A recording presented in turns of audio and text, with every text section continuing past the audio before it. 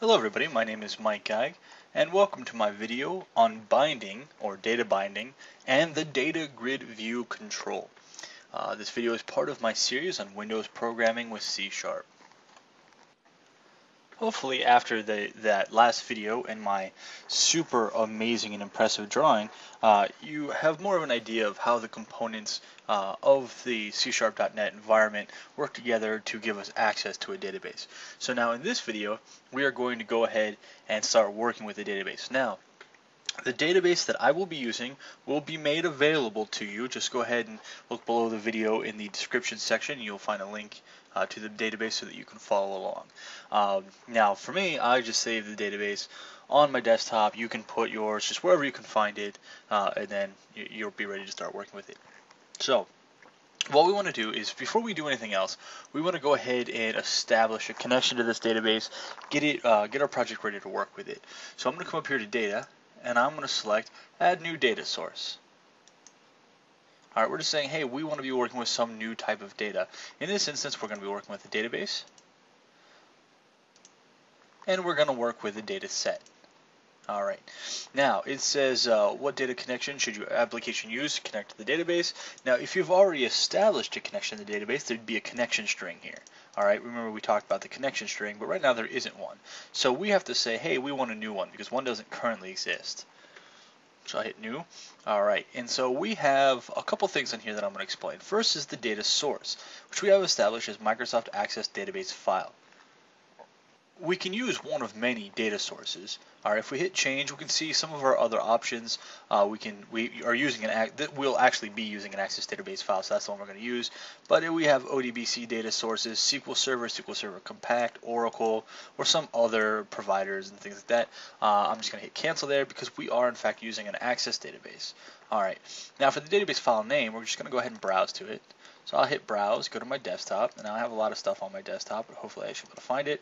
And I have survey for lecture.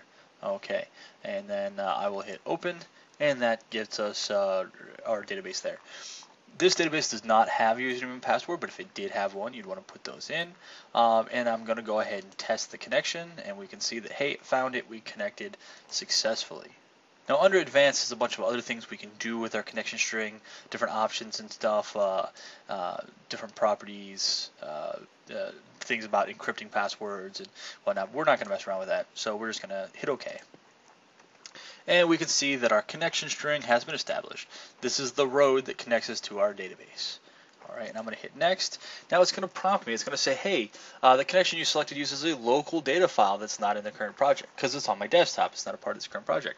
Would you like to copy the file in your project and modify the connection string? So what that's going to do is it's going to make a copy of the desktop database and bring it locally into my project. That's always a good idea. Well, there might be situations where it's not, but in this case, it is a good idea. So we're going to go ahead and hit yes. Alright, so bam. And you can see now our database is over here in our project. And then finally we want to save this connection string. We'll just save it as survey for lecture connection string. Fantastic. Alright. So now that we have our connection string established, we have to determine what's going to be part of our data source and data set. Alright, and so what we want is we can choose a couple different things here. Mostly we just want this survey table. It's the only table in there, and it contains an ID, a name, and an email. If, let's say, for some reason I only wanted the ID and name, we wouldn't have to import the email as well, but I want this table, and I want all items in that table. Alright, and it's going to be called the survey for lecture data set. That will be our data set. And if we hit finish, alright, we see some new things added to our project here. We have the database itself is copied locally. Alright, we have some files here, some designers, and basically the XSD packet of files, which allows us to design and work with graphically our data set and stuff. And we'll actually get a chance to look at that here before too long.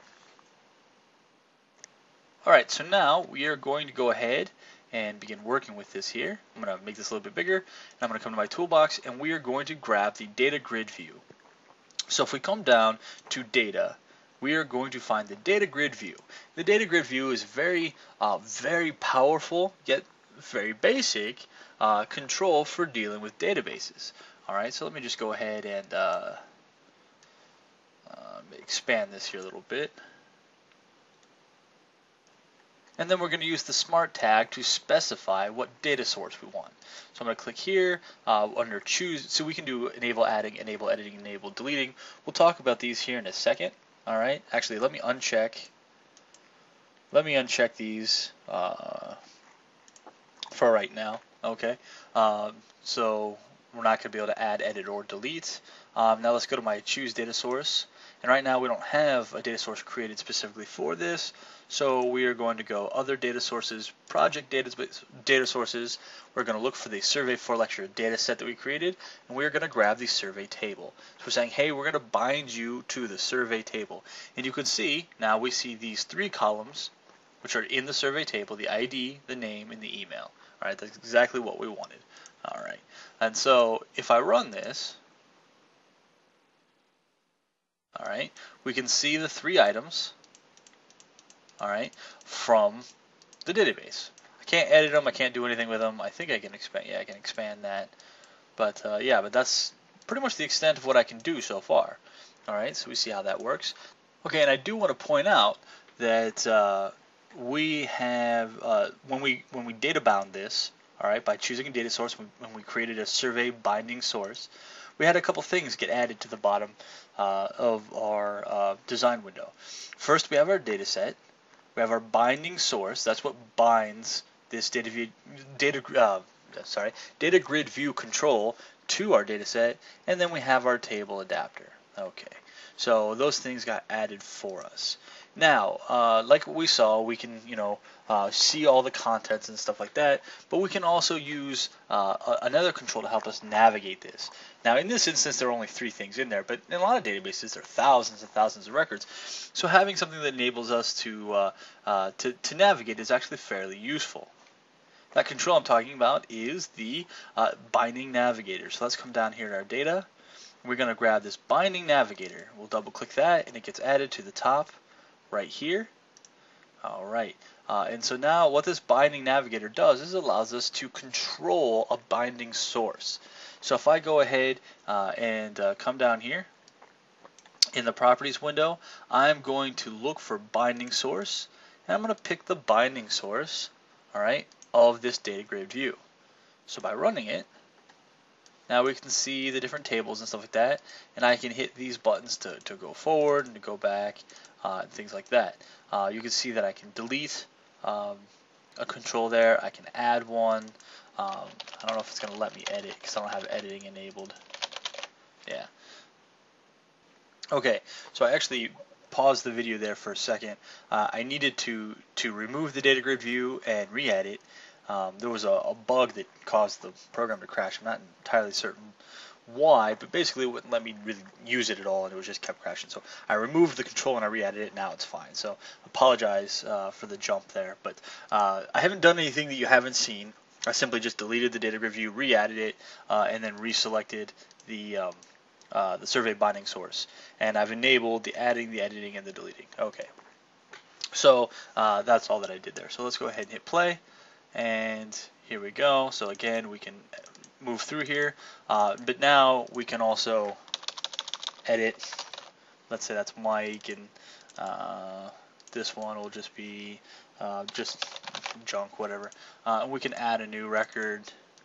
This one will be 0004 and sub name and just garbage content. Okay, and now that that's done, I want to show you something. Okay, so we've enabled adding, editing, and all that stuff. We've created a new record. We can delete the Mickey record. That's all fine. I'm going to close this, all right, and rerun it, and you'll notice none of my changes stuck. All right, they're all still it's all still the way it was. Okay, and the reason is that I made my changes in this control, which is bound to the data set, but I never told the data set itself to update the table adapter, which would then update the database. So I'm only working with a local copy of this data, and I've only modified a local copy of this data. I can't change it. So once I close this down and reopen it, we just get a whole new local copy to mess around with, and we never actually save any of our changes. All right. So what we need to talk about now is how to tell the data set to update the table adapter, okay, which will then update the database. So before I do that, just real quick, just kind of want to recap here. All right, we added a database to our project. We added a DataGridView to our form. We set up a binding source. Okay, we bound the DataGridView to that binding source, and then we added a binding navigator and selected the binding source of that navigator so it can allow us to bounce around and choose different records and things like that. All right. So, and then we can just real quick recap. We can see that we can move through and we can add, we can delete and all that stuff, but it is local. All right. So. Now let's talk about making changes to the data set and making them stick. Alright, so I showed you guys these controls down here at the bottom. We're going to look at this data set. Right now the data set is only configured to pull data. We never told it, we didn't have the option to, but you know, it was never, by default it's never set up to push data. Alright, so we're going to go ahead and click the Smart tag, and we're going to click Edit in Data Set Designer. Alright, this is this graphical representation of our data set, where we see here that we have the survey ID, the survey name, the survey email, and the methods that we have are fill and get data, which basically just puts data into the data set. We don't ever push data. Alright, so what we want to do is we want to right click and we want to go to configure. Alright, and this window is going to pop up right here. Now what we have here is a transact SQL statement. I don't know if you know what that is or not. It's not really all that important. Basically this is just what's pulling all of the data from the survey table. We don't want to mess with that. You don't want to touch that unless you know what you're doing. But I want to hit next, and this is where I want to be. Alright, so we have this fill data table. That's fine. Alright, we have this return data table. That's fine too. This is what we want. We want to leave this checked. Create methods to send updates directly to the database. Alright. That's what we want right there. We want that to be created. So we'll just hit next, and we'll see here that it generated its select statement, it generated an insert statement, an update statement, a delete statement, mappings, fill, get, and update method. So all of those have been generated for us.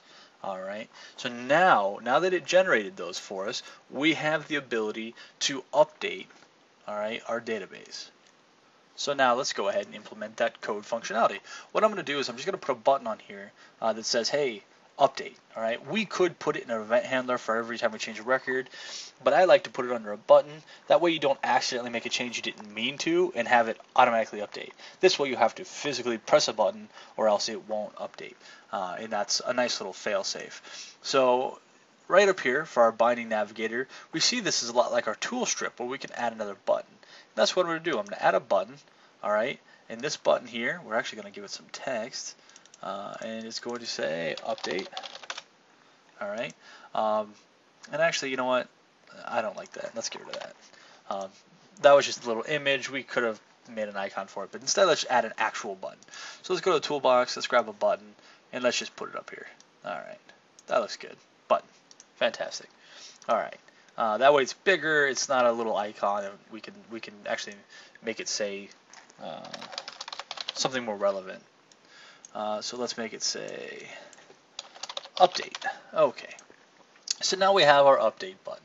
Okay. And actually this is kind of bothering me, so let me bring the size of this whole thing down. Okay, so let's double click on that to get our event handler. Now before we start working with that code, I want to show you something here that was done for us automatically. Now you guys, you've seen before the form load event.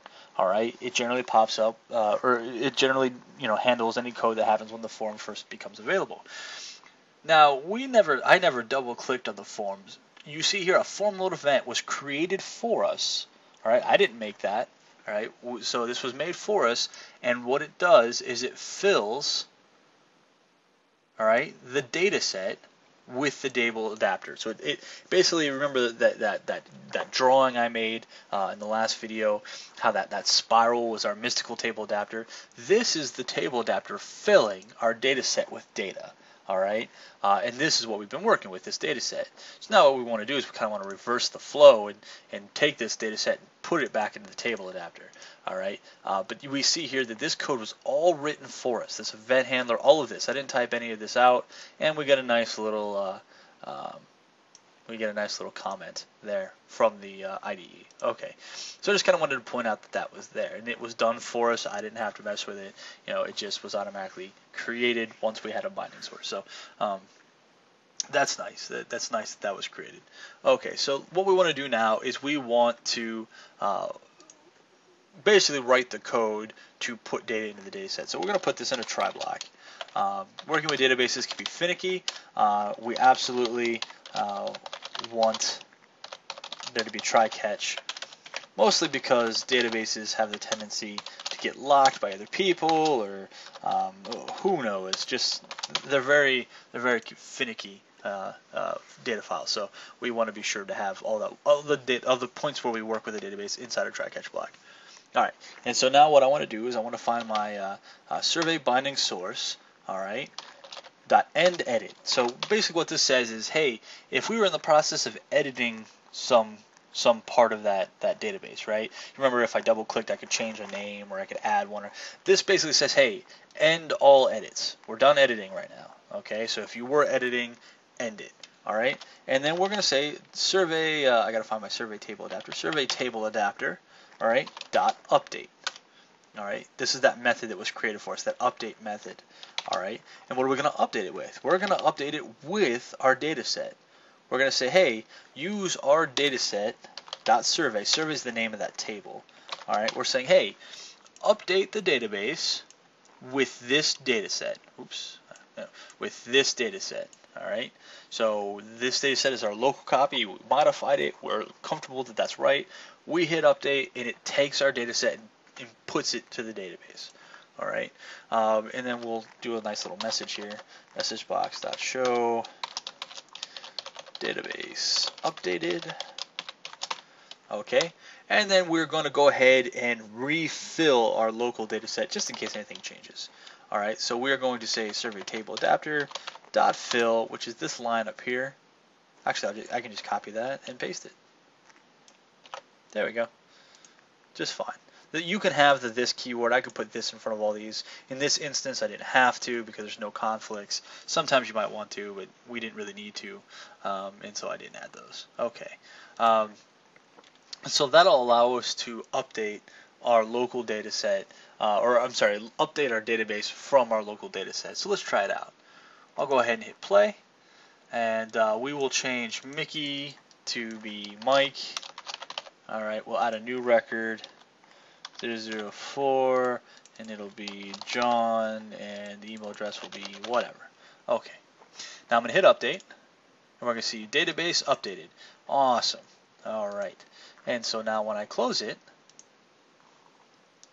and rerun it, look what we have. Okay, so I closed it, reran it, and our changes were saved. We have modified our database now.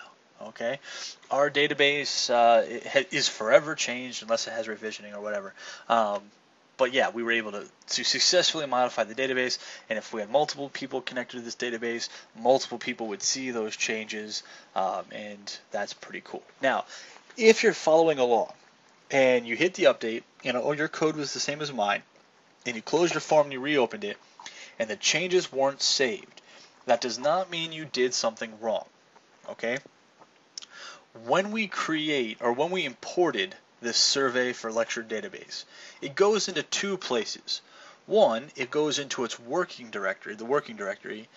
This is all based on your Visual Studio settings. It doesn't necessarily have to be this way. If you ran this and it worked great, then fantastic. If you ran it and it didn't work right, I'm attempting to explain maybe why it didn't work right. All right, so the database is in your working directory and in your debug directory or release if you're in release mode. All right, so the database is in two places.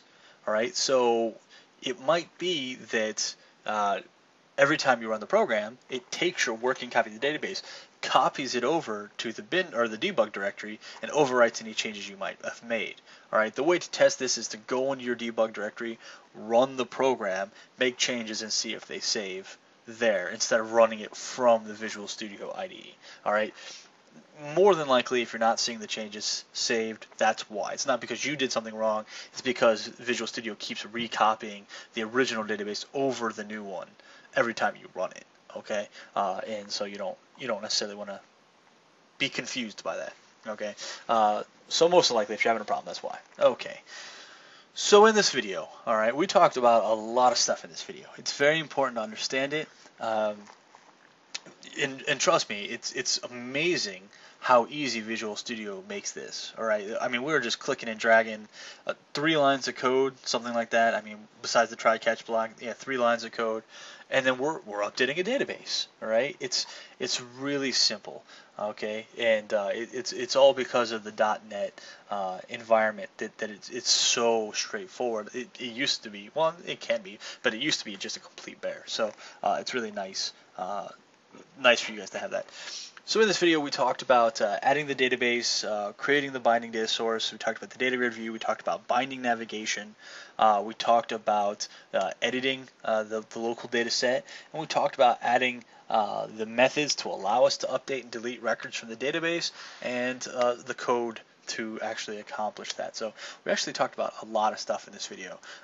If you watched it and you're done watching it and you don't really understand what happened, it can't hurt to go back and watch it again. All right. You know, take good notes, and because working with databases, it only gets more and more complicated from here. So a solid understanding of the principles of working with databases is very important. In the next video, we are going to look at binding individual controls as opposed to just one. Like in this video, we just bound the data grid view. In the next video, we're going to look at binding individual controls.